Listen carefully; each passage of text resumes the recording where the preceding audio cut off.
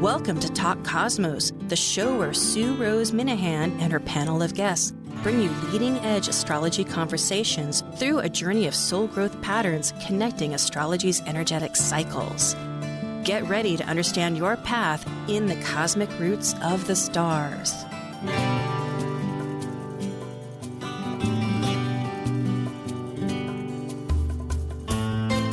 Hello, I'm Sue Rose Minahan, founding host and astrologer of Talk Cosmos, leading edge conversations, awakening your authentic self for your soul growth.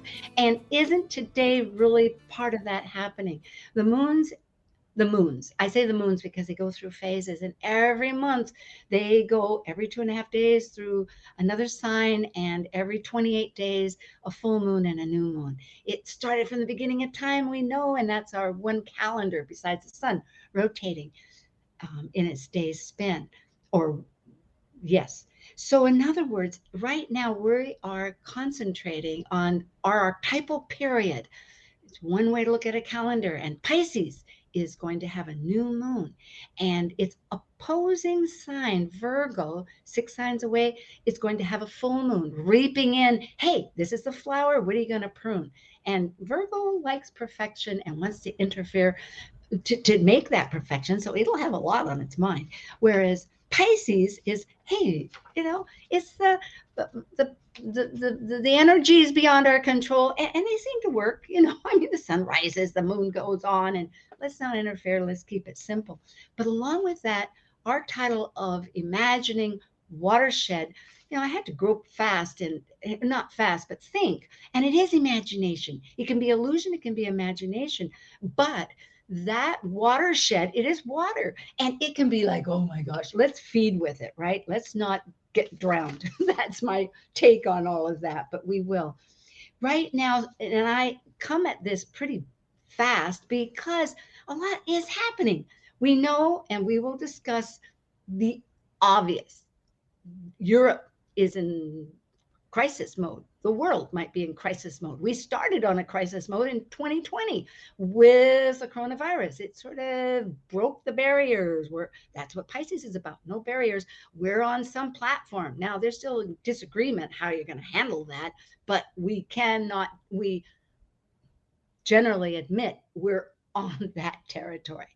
Now we have a different challenge, you might say, that is unknown how it's going to be, but how are these lunar cycles happening? Now, I won't say we'll totally show any real, but we'll give a little insight, right? That's what it's all about. Everybody confers and finds their insight. The other thing is there is changing of the gods. Richard Tarnas's legacy book that he printed in 2006, Cosmos and Psyche, and he isn't a professor at Berkeley. He's written other books, this Civilization of the Western Mind, or I may not have that quite right, but which is a legacy text for colleges. A brilliant mind, a great soul, and he is weaving the mundane, our events, with the cosmos, which is Hermes, Thoth, Egypt, all over again, prior, past. The maybe in the mainstream, the saying, as below, so above, as above, so below, and on. Okay, and I do want to get to our panel, but remember the lunar cycles between the sun and the moon. It's a template for these planets, so it's all associated, just like what has been defined on, if you're really listening to the bonus and all that, with changing of the gods. And there's time. You can still connect. I've heard people, and I say this because people go, oh, I can't get on, I haven't got a link. Well, then register again, and remember, because it's changing of the gods series, so there's 2 S's in there. And if you have trouble, then write support at changingofthegods.series.com. Okay, we are ready for the Moonbeam team. Relating to the sun and moon's energies, including the planets and the entire cosmos for the month's systematic 2-week intervals of the new moon and full moon, plus the annual 4 to 5 eclipses, this is your Moonbeam team. I'm Sue Rose Minahan, host of Talk Cosmos, an evolutionary astrologer and consultant, plus a certified color energy coach. I explore creative expression as an artist, a musician, and write abundantly, stories to poetry. I love investigating mythology's language, philosophizing eternity, and I'm a perpetual student of life, seeing oneness of body, spirit of people, animals, and nature. I'm Elizabeth Liz Machette, certified astrologer, sacred healing counselor, tarotist, and numerologist, providing individual consultations, teaching and tutoring internationally, co-author of Gateways to Change, Keys to Navigating the Seas of Life, currently facilitating workshops in Marysville and Camino Island, Washington. And I'm Sarah Stromley, a craniosacral therapist and founder of Brain Body Therapy in Kirkland, Washington. I'm an evolutionary astrologer that incorporates different forms of horary, location mapping, and medical astrology into my practice. I enjoy uncovering flower and mineral frequencies that also support the mind-body coherence that aid in the healing journey. And as Albert Einstein said, energy is never destroyed. Energy only changes. And we will one day get our wonderful member, Justin, to stop his busy calendar to give us a little idea of himself. So I will, off the top of my head, give some information because I have it somewhere. But Justin is an archetypal astrologer, a spiritualist. He gives wonderful in-depth consultations. He's a Reiki master, specializes in animals, teaches online webinars, and very active in the Northwest area, and a spiritualist who is his life calling to give service through that. So a multifaceted person, as all of us, and loves the Sabians, and we're grateful. Liz taught Sabians. I'm a student. I'm sure Sarah is too. So we're moving in many directions. Hi, it's good to see you guys again, guys and gals. Reminds me of Gulls and Gals. I think Ivor in Washington had a great advertisement. He was one of the founding people in Seattle as far as local stuff. Okay, onward. We're in a pretty packed time in life right now, aren't we? I'm going to set off with a thought that I wanted to bring up and how we link it in fine. And then we'll see because I know all of you have ideas that you really want to present, and we'll look at the charts. But in fact, if Nathan, can we bring that up, or can I share it? Let's see, I didn't get into that today, did I? Darn it. Okay, let's do it. I want to bring in a chart because 3 years ago, there was a new lunar, I'm doing two things at once. This is not working. Chiron was at 0 degrees Aries, in Aries point. And Chiron is, okay, here, maybe we've got it. And it's all about identity. And right now it's at 10, 11 degrees, the same as the last full moon in Virgo. I know I'm jumping a bit, but identity and Chiron is so important. I was thinking about Chiron, who, okay, this is that. We don't want that one. We want, here. Can you see that? I think you had it right. The first one, I believe, was correct. Well, it is a Pisces, but I wanted to show here that last year, or 3 years ago, up here on the right, that Chiron was 0 degrees. Anyway, I'm going to stop sharing. Nathan, how do I stop sharing? Oh, thank you. Yeah.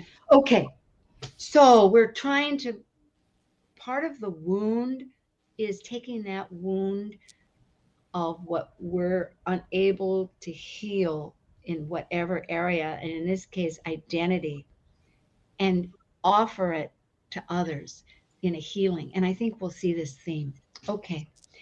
Pardon my little chaotic, Pisces has a bit of chaos, defer to many things at once. My wonderful crew, Justin, Liz, and Sarah, do you have a thought? I think Justin. I just think it's funny. Every time I've heard people talk about Neptune, it's almost like it's hard to talk about because without sounding drunk, it has that download effect. Well, we both. So we both have it in our first house. It's true. It is pretty strong. Well, and she was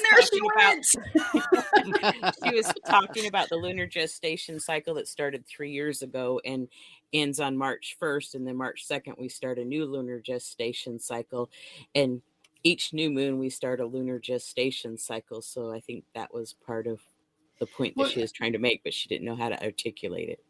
No, it's fine. If you could like put a little more description to that, because I know you've looked at it, definitely. Well, yeah, the lunar gestation cycles, it starts with the new moon and it goes for 9 months, and then it's the first quarter moon, and then 9 months later it's a full moon, and then 9 months later it's a third quarter moon, and then 9 months later we start a new lunar gestation cycle, and the whole cycle lasts 3 years.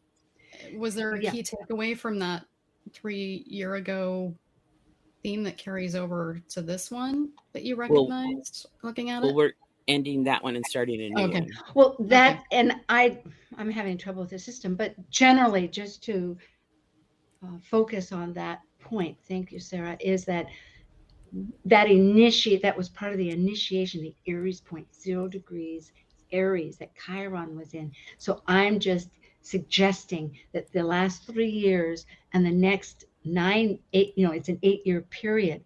So we're establishing the right to be ourselves, just like the United States will have a Chiron return, but the globe, there's a universal theme here behind everything, all these, the good, the bad, the ugly, that is working to help us establish it's okay to be ourselves, because then we can be creative. And as looking at power, which we had on the 20th with the USA natal Pluto return, it was in one of that power is really when we serve others. It's not, which really correlates with Chiron too. So that was my point. What I hear you saying, that's really about establishing identity in some respects. And if you look at the global scale, you can kind of see that kind of showing up sometimes. Here's Russia trying to establish its identity back to what it used to be, and now you got Ukraine trying to say, wait a second, our identity's here. So I thought that was kind of interesting when you brought in the aspect of expression of self and identity there, that you can kind of see that from a mundane astrology perspective on a larger scale there. Yes. And Russia is having its Saturn return since it became Russia in 1991. So that's very interesting. Yeah, I recognized that last night too. I just found that. That's very interesting. And from the time that he started doing a leadership role as well. Well, let's look at the chart. Nathan, I'm going to need help. Okay, thank you. Thank you very much. Here we are. Go ahead. I was just going to mention that, just the overlying themes just seem to be, when I tune into the energy of it, it's like a tuning fork that's just been struck really hard. And there's all this excited energy where we can sense the change happening with that Mercury Saturn that's been squaring Uranus. That's very electrifying and exciting. So there's, with all the Pisces and energy thrown in with it, there's like an excitement and recognition of how we can relate, like people are relating to us, of this, even though some of it's been over trauma signatures, these themes of someone coming in and saying, what's yours is now mine. And times when people have, been bullied or taking credit for someone else's work, or this, themes of recognition of how some big organizations or big countries, businesses that lose sight of all the moving parts that make things work because they have one central source of power that loses sight of what's happening on many levels. So I just think there's a lot of themes that are kind of awakening to that.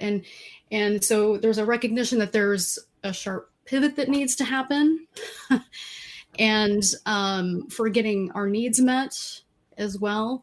But it's motivating because that Capricorn, Pluto, and Venus and Mars together are just create all that motivation to make the climb, to take the challenge, and to face it. They are working in conjunction with our direction, the thought of like transformation, and we have the cosmic lovers together in a concrete earth sign. It's very true.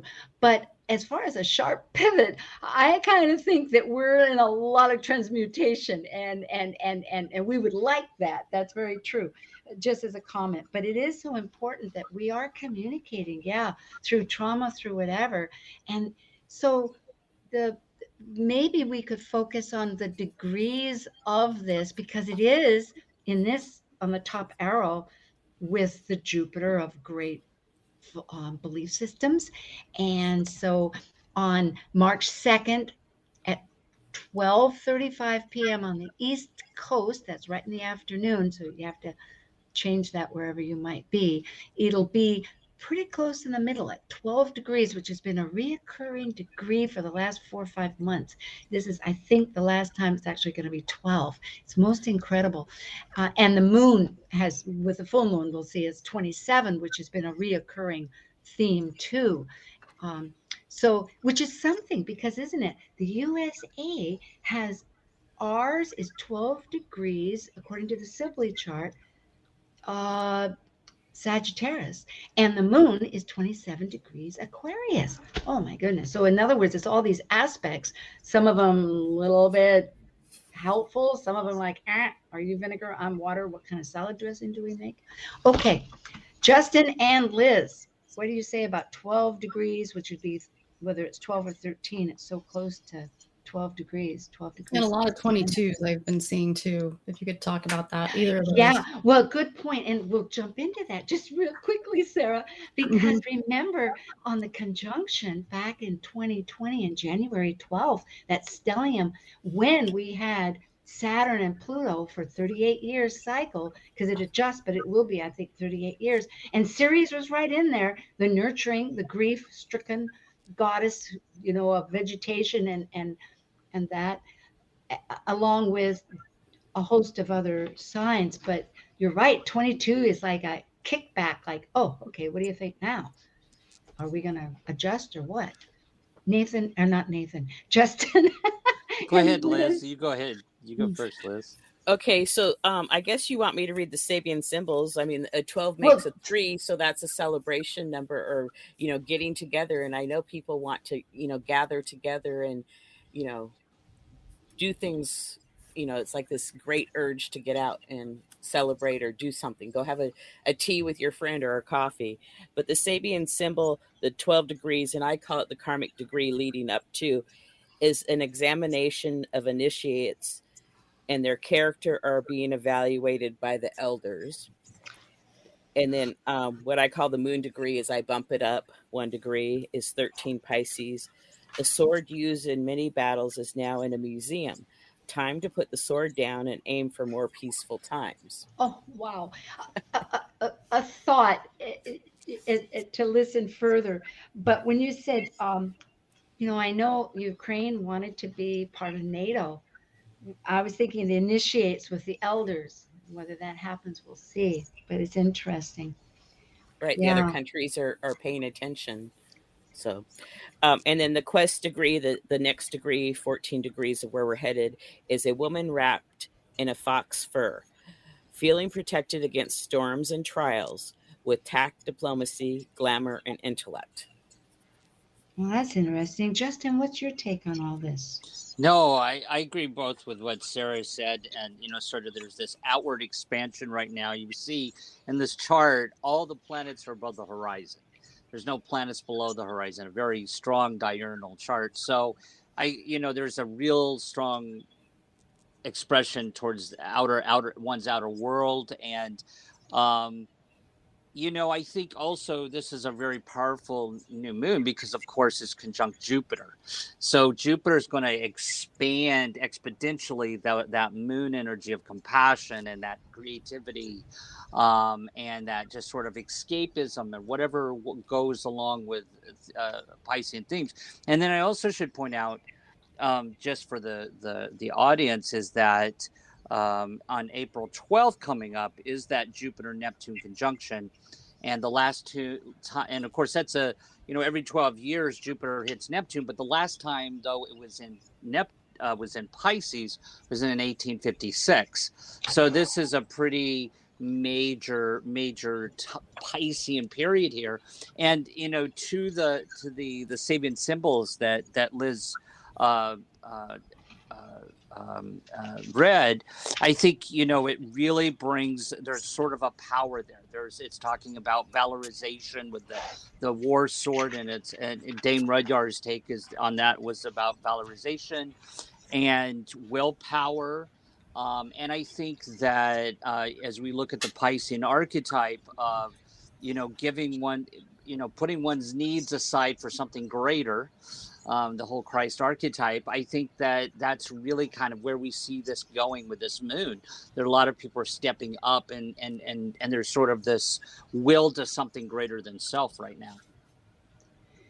Yeah. And this new moon is very, very powerful with 3 stelliums in the sign of Capricorn, Aquarius, and Pisces, and they're all together.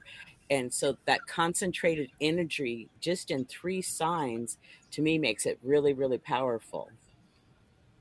Yes, it does. And pardon me for flipping around here. I'll learn how to do this business. I had one where I thought I must have deleted in my efforts, but I wanted to show the bi-will. But at any rate, it is, we have shadow sides to everything. I don't know if Sue went away. Yeah, there she goes. What? Am I not on? I'm here. You keep disappearing. Okay. Oh, okay. Well, you're back now, so. I wish it was that easy, right? Just fly away. Yeah. So escaping, right? Pisces, that's what I was going to say. Well, and Capricorn and Aquarius are ruled by Saturn and Uranus. So this high concentration of Saturn and Uranian energy in this chart is amazing. Yeah. And do you have anything to say about that, Sarah? I was just I've been chewing a lot on the 1856 associations. So is anybody there? I'm here. No, I think you're popping out, Liz. So with 1856, there was the Treaty of Paris. And the conjunctions in Capricorn are really close, 2 degrees, 26 and 27 degrees with Vesta, Venus, Mars, and Pluto. Yeah. Liz, it's your system that's coming in and out, just to let you know. Okay. Anyway, so yeah, and that's a good point. I think you asked Sarah. Sarah, yes. What about the Treaty of Paris? Well, I mean, a lot of the repeating themes of 1856 was because Jupiter and Neptune and there was this big cluster in Pisces, and Uranus was hovering where it is exactly now. So as we've been having the same kind of aspects going, there was the Treaty of Paris, which was, again, Russia's invasion of the Baltic states and the Ottoman Empire. And there was the agreement of Europe coming together and negotiating that territory, and they're leaving that zone and giving them, a piece of Crimea, which is a zone that they're working over. Another thing was Avogadro's law, which was an Italian researcher and scientist, Amendo Avogadro, and he dealt with gas molecules, containment, measurement, distribution. And the big issue with this whole Russia and sanctions has been over the distribution of natural gas. I mean, Europe is making a lot of sacrifices, and during the winter months when they need that the most, they're willing to do that to ensure. But that invention of it just spurred a whole bunch of, in 1856, spurred a bunch of innovation and technology from that sense. And there was, transcendental meditation and a lot of spirituality that made a big movement at that time, and was extremely interesting and helpful. So, well, and important now for Pisces, this idea of unifying spirit and body. Uranus itself, the planet of awakening, of the heavens, of electricity, is in grounded earth, so that we can take the cosmic energies and bring them into body. On Liz, and that's very. Thank you, Sarah, for that. Flash back to like a thread that's really current right now, nationally or internationally. And I'm thinking, for this chart, like, our thoughts are really wanting to go fresh and new. Everything is pretty condensed, like we're bringing up. I mean, I'm looking at Mercury and Saturn just a degree apart. But it is that powerhouse that we can't see on either side easily, as far as traditional astrology might goes, because even in others, I mean, it's so close. These other energies, they are connecting. So we have our emotions, the moon, beliefs, and then this change that's happening, but how we're thinking in our structures. Liz and Justin? Oh, go ahead, Liz. Well, just all this compact and the planets so close together, and the stelliums. And a stellium, for those that don't know, is 3 planets together, usually within 10 degrees of each other in the same sign. This compact, concentrated energy. It's also, most of the planets are within 5 signs, a bowl shape. So it's like this inner reflection is also going on, which Pisces to me is like, doing your self work. It can be a personal thing, but it can also be, that intuition is really increasing at this time. There's just so much going on with this, like meditation that Sarah was bringing up. Exactly. Good. It's like, let's grab the old and make it new. All right. I'm told that it's time. Yeah, go ahead. No, I was going to mention just one thing about that too. And I agree, that whole Piscean ruling the 12th house and meditation and that. And in this chart, the moon is actually trine Hygeia in this chart in Scorpio. So there's something about going on here about through one's dreams and meditation and spiritual work of deep transformation here with Hygeia and Scorpio trying that Piscean moon. Ooh, it does want to go down, doesn't it? And find that shadow and light the light on it. Of course, it's new, so you can do that in a new moon. But we could go on. I love this because, and it's associated not far, well, it is a distance from what we need to release. So the shadow side. Well, I'm told we need to come back and we'll have to depart, but we'll come back with some more light with the Moonbeam team. Thank you very much. This is the 27th of February. Okay, thank you.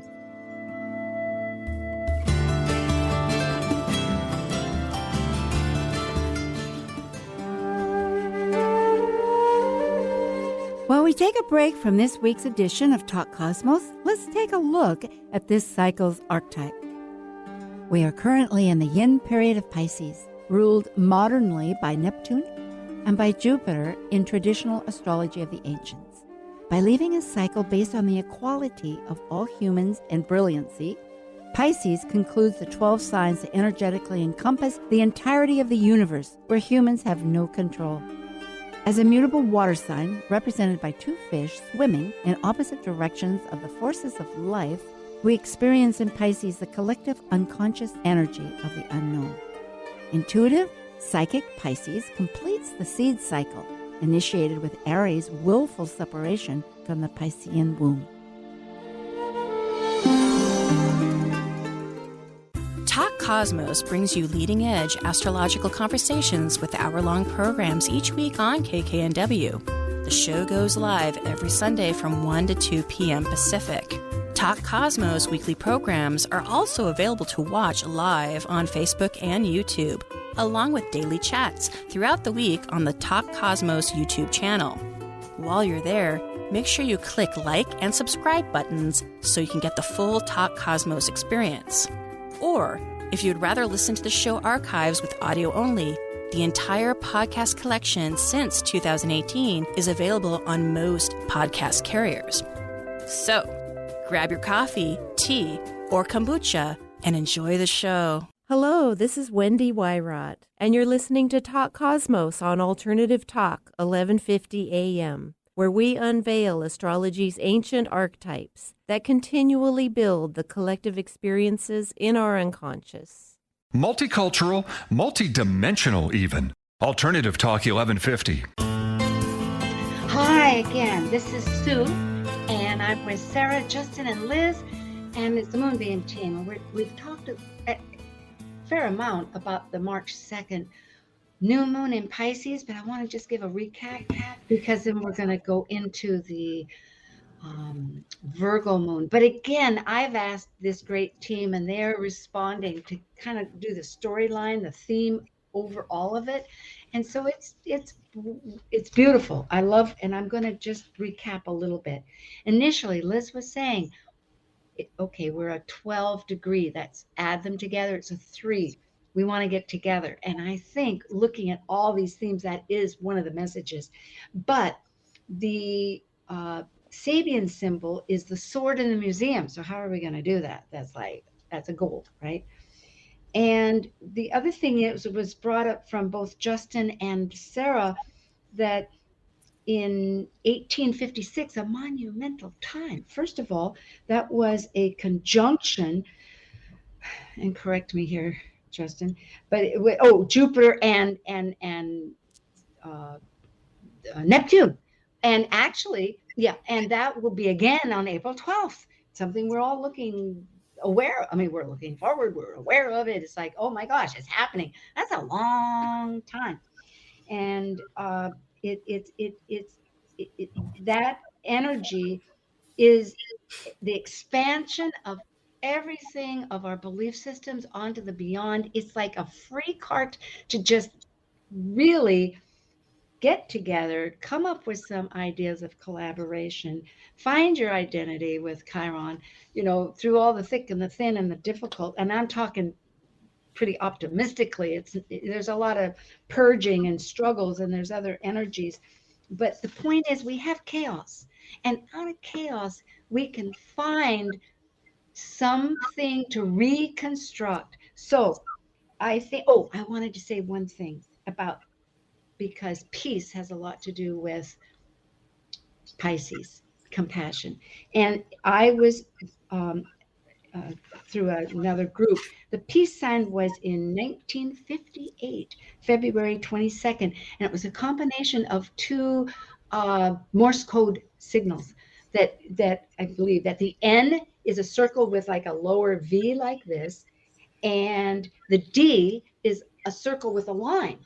And it was nuclear disarmament.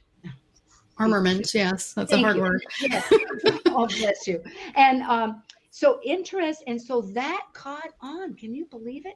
I mean, people look at that sign and say, is it a chicken feet, or is it a missile? Or I thought maybe a pyramid with light coming up out of it. But it is this amazing simplicity of imagery. Pisces asks not just to say things literally, it's the whole global thing. It can be very picturesque, it can be music, it could be dance. There's so many ways to share and connect through that 3 that we want, because it is, right? Matter, spirit, and the beyond. Yeah. Okay. Can I add just one more thing? Please. Because there's a constellation and lineup that's happening with these powerful placements of Jupiter and Neptune in kind of the signs that they rule. So they have a lot more power there potentially, and they're in water signs, and there's a lot of water that's happening. But where they're transiting constellation wise through our vantage point is at the water bearer's bucket, where it's downpouring. The flow of water is downpouring, and then the flow goes right down into the Pisces fish mouth, the sign of Pisces, the constellation of Pisces. So there are some concerns about early spring flooding. You know, like if you live in a flood zone, I would just recommend quickly getting a policy. You can get a discounted policy through the FEMA website or the USA government. They've got links to find out whether you're in a flood zone and if and how to get an inexpensive policy. But you know, this is the timing that I'm most concerned about is actually this coming Wednesday.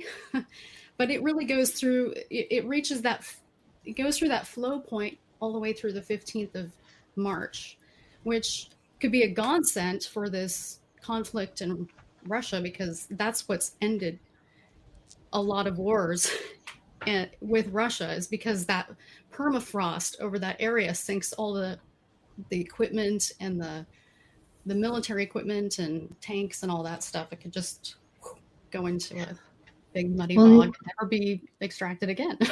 Yeah, nature is, we are, like with Chiron, we're half man, half mankind, half horse, meaning we are both nature and humanity, and being forewarned is forearmed. But it could come out in many different forms. That could be a possibility. It is worthy to mention. Or it could be an onslaught of just other many emotional, I mean, many things. Yes. So for those that this might be pertinent, that's something to always hold for your own, right? Answer to yourself. That's really what the Chiron identity is being oneself. And I think a lot with the Capricorn right now, we've been conditioned. It's the beauty of it, but everything can have an extreme and there's a shadow. So we need to throw off the conditioning and emerge. Okay, let's go into, unless somebody has something to say, the next moon. Speak. Yes, go ahead. Justin, let's hear you. I'll bring it up. Oh, you know what? Here I hope people are forgiving me with all this stuff. I think you wanted to go into last, Liz, didn't you? Do you have something that you wanted to bring up about this one, the last new moon with Virgo? Oh, well, right now we're on the 18th. We're in a Virgo full moon, and the last time the yearly lunar cycle that we had a new moon was in September 6th of 2021. I just like to mention it. I don't usually talk about it too much. We'll go with it.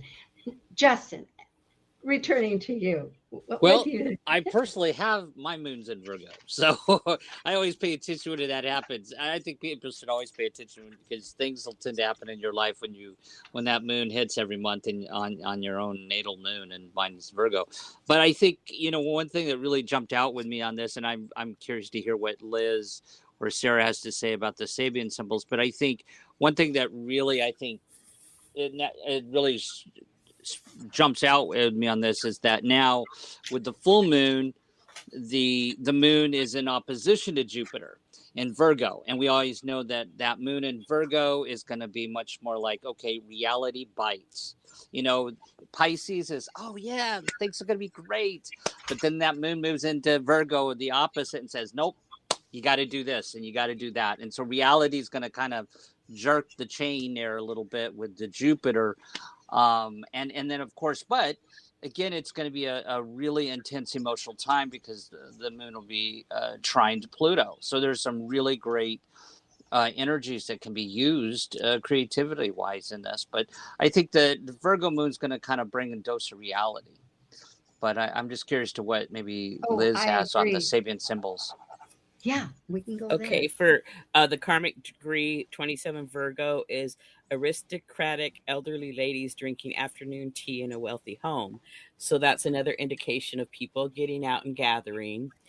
And then the moon degree 28 degrees, a man who has seized power to push forward with decisions, take action to move onward. So if you've been like thinking about something and haven't felt it's the right time, it's really getting close to have it being the right time to move forward on things. And then the quest degree, the degree that we're moving towards, is gaining knowledge from ancient texts that illuminates the mind. Translate this knowledge into practical use at this time as we grow and mature. Yeah, and part of this is to expand on these. So I appreciate that. So please, any of you, because it's like, yes, Sarah. Yeah, that was beautiful. I loved hearing all that, because in my note takeaway of what this is, these themes with that Neptune opposed the moon and conjunct the sun, it's there's just a need to have a moment of honesty of what recognition and acknowledgement of what's debilitating, what is weak, what is challenging. And just when you're noticing the things that are hurting and acknowledging that, things that are being a burden, and doing it without judgment, doing it in a place of compassion, a willingness to go deep without going overboard, being kind yet dismissive of excuses, and being compassionate, and the willingness to just get busy with it. And I love the energy of that. I think it's somewhat complementary in a way, because this new moon has also a grand trine with the moon and Pluto in the North Node. So it's supportive, material, logistical action that helps put a container and a structure to that information of how to move through it and move out of it. Get out container. Contain towards what might be the opposite direction, but for soul growth, stuff we need to purge, because Pluto is our transformational energy that says it ain't feeding us, get rid of it. And compost would be the easiest way. There can be more difficult ways, but that's the best. But the fact that they're all flowing together in a trine, just to speak to people, that's encouraging. And of course, compassion is so much part of the virtue or the beauty of Pisces. And I think the fact of releasing the judgment, because Capricorn needs to make a judgment often, but yet not to get stuck in a morality about it. I think for myself and from what I've heard, energetically, that's where it stops. And so if we could remember to just ascertain where to move next, because it is a cardinal, it's an action sign. It doesn't want to stop. It wants to keep moving. It just wants to know kind of where the ground is, where to tie the mast to, or what to do, that type of thing. So it's well put. And I think I'm sorry, go ahead. No, I was going to say along those lines,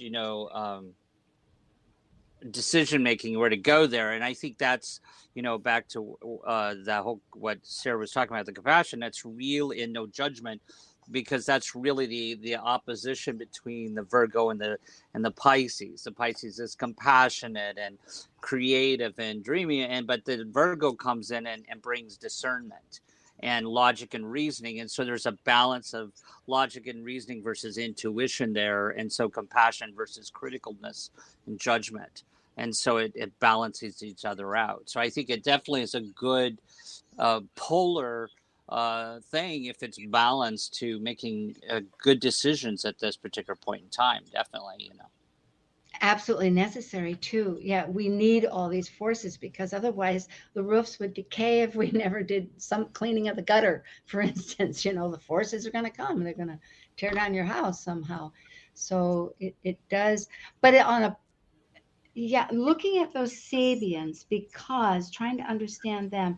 So in other words, it's starting off from this aristocrat, which in a sense I think is maybe elitism. You could have a lot of nice things attached to it, but not everybody's.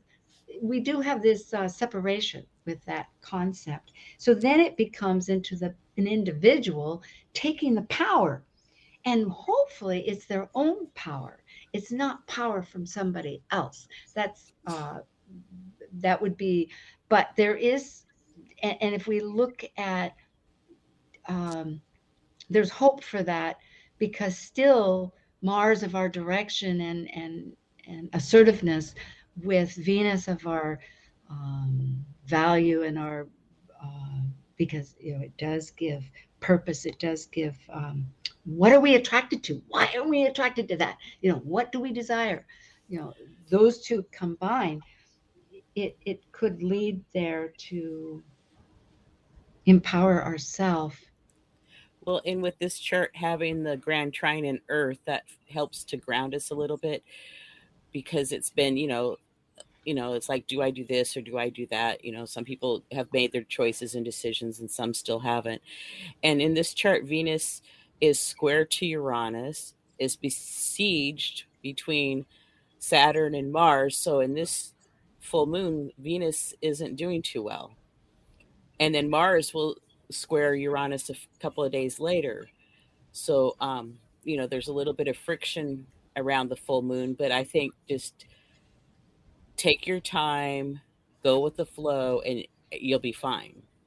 Well, that's a good point, because people want control. And that's one of the things of Virgo. I have my Saturn in Virgo. I have Virgo rising. I understand. And it's not always apparent to oneself, because it's a capable sign. That's the thing. It's a hands-on doing it. I mean, it's mutable, but it's capable. And so therefore, one thinks on an emotional basis, this moon is, our emotions and our story. We can control things. And so if our values are a little uncertain, it is a good point to remember how to take that into account. Mm-hmm. You don't have to make a decision in 10 seconds or 10 minutes. It's like, think on it. How can you, with all that information coming in anyway?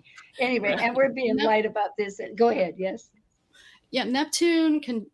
When Neptune conjuncts the sun, or that's the sun conjuncts Neptune, more likely with that primary motion going on,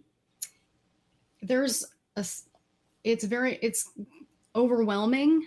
It's fatiguing. There's a sense of time to let go. Yep. Yeah. So it's important to ask, okay, how do I ask for help? Where am I stuck? How do I ask for help? And, allowing from the universe. Power naps. Yeah, but can't we do it from the universe? Just say, hey, I need help. Write yourself a letter to the universe. Dance a little bit. Yes. Do a painting, something like that. Justin, I want to hear about Vedic. What do you think? Yeah. Are you ready for that? Yeah. The Vedic with the moon is at, what did we say was at 27 degrees Virgo. So yep. So in the Vedic, the moon is in Virgo as well, because it's an agreement there with the moon, and the sun is also the sun in the Vedic would be in Pisces still at that point. But there's an agreement there with that. I would definitely say, definitely alignment with that. So, well, it is interesting. Yeah. Well, so it's a pretty true arrow going that way. And of course, it's hard to perceive when we're talking globally, as going back to that idea. But with this tremendous other connections of planets transiting at exact times together, such as this impending gaseous giant of Jupiter to our far out Neptune is momentous, especially going back to 1856. So it's really there's more players on the field, I guess is what I'm saying. So holding to ourselves, because the moon is personal, because I've heard a lot of you talk about what we can do, and that's an important factor. And with most of the planets below the horizon, I would say make sure to have space to have a time out for oneself, or meditate, or take go do yoga or something for yourself. Yeah. It's like, don't put the pressure on yourself if you can help it. So did I lose the new moon with, this is the new moon. That was the bi-wheel. Yeah.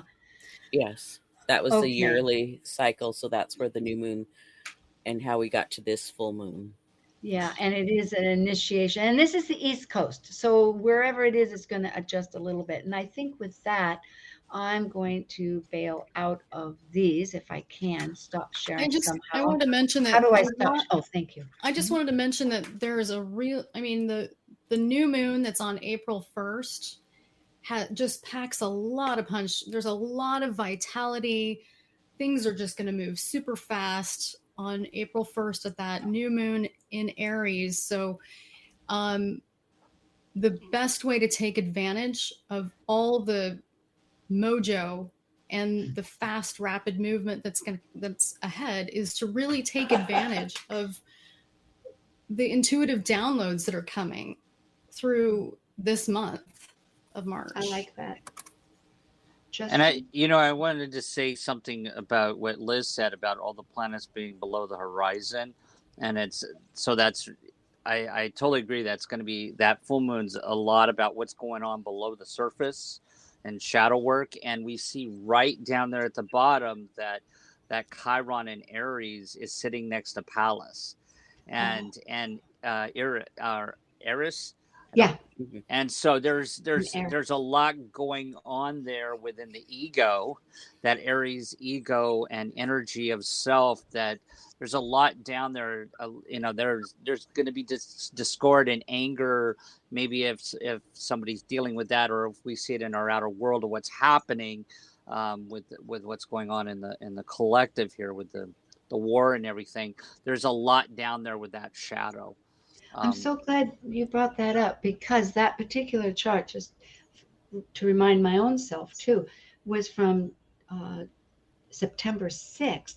So that was like when it was the new moon in Virgo. So this is the full moon. So 6 months ago would be like looking at life. So yes, sometimes what is angering or disturbing, or we're recalibrating, is from earlier. It's like a reflection, like, oh yeah, who am I? What is happening? How am I going to work with all this?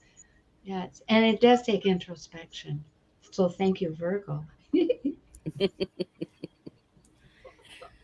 Well, these moons are very powerful, that's for sure. They are, and we're just taking the two spotlights. Of course, we've introduced a lot, and I really appreciate all of your work to work with me as I'm learning to work with it too. How to bridge this whole emotional story, because it's said the moon is really our story of emotions. Yes. To Sarah's point too, I really love this, since I do mediumship also, is that is so powerful with that 12th house. If a person has a dream journal, I'd say pay attention to your dreams now, because they're going to just, or you're working on a creative project. There's so much going on in the collective unconsciousness and that mysticism, that Pisces and dreams, that there can be like connection to your loved ones that have crossed over, or even amazing dreams at this point, I love that. I've been trying so hard to do this, and I lose it a lot of times. If I even with the notebook on the page, I can't read my handwriting later. So I'm trying to find a recorder just to like mumble out a few words of what I have to wear my glasses, heard, or what visions I was seeing, so I can play that back. Yeah, there are many down in my notes. Good point, because Virgo wants tools, and it is a skill, and it is a daily one. so we can introduce various ideas. I've been writing my 3 pages and then doing a little poem and a cartoon. So, okay, we got to go. Thank you, Justin, Sarah, Liz. Namaste. Thank you for joining us on Talk Cosmos, the show where Sue Rose Minahan and her panel of guests connect soul growth patterns with the energetic cycles of astrology. Be sure to tune in next Sunday at 1 p.m. Pacific Time to continue your journey through the roots of the cosmic pathway.